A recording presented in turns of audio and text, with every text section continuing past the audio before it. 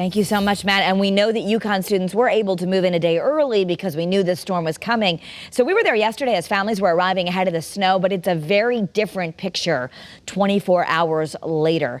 Joining us now is Chief William Perez with the University of Connecticut's Fire Department. Thankfully, he is inside with his books and nice and warm. But talk to us about the situation now. Is everybody kind of safely inside? And what is the latest? I know you had a water main break you had to deal with.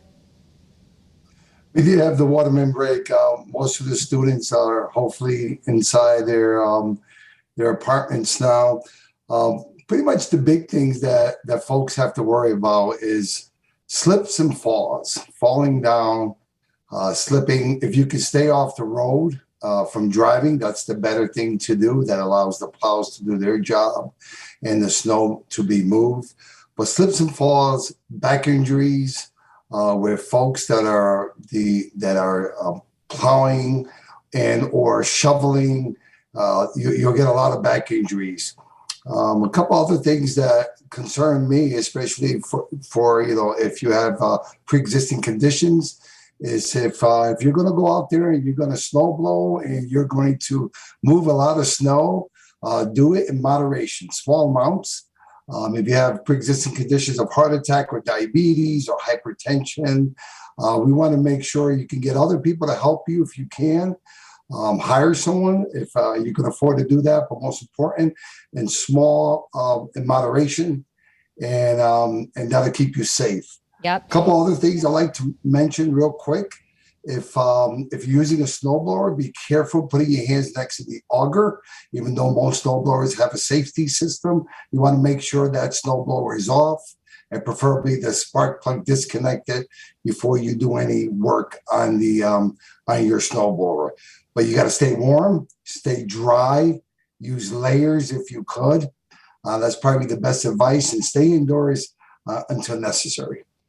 Great advice, Chief. And I want to echo what you're saying. I did an interview yesterday with some emergency room doctors at Hartford Healthcare who said, unfortunately, they always end up with a collection of fingers after storms. And they want people to understand that when they think the snowblower is off, it often still runs for a little bit. So don't put your hands anywhere near the blades of the snowblower. Some really good advice out there. How are the campuses? Is there anything you want your students and families to know right now? I know a lot of parents must be watching and going, are my kids okay? The kids are okay. The campuses are safe. There's snow plowing going on, shoveling going on.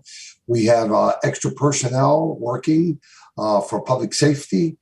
So whether it's fire, EMS, or police, we always upstaff a little bit when we have heavy snowstorms like this.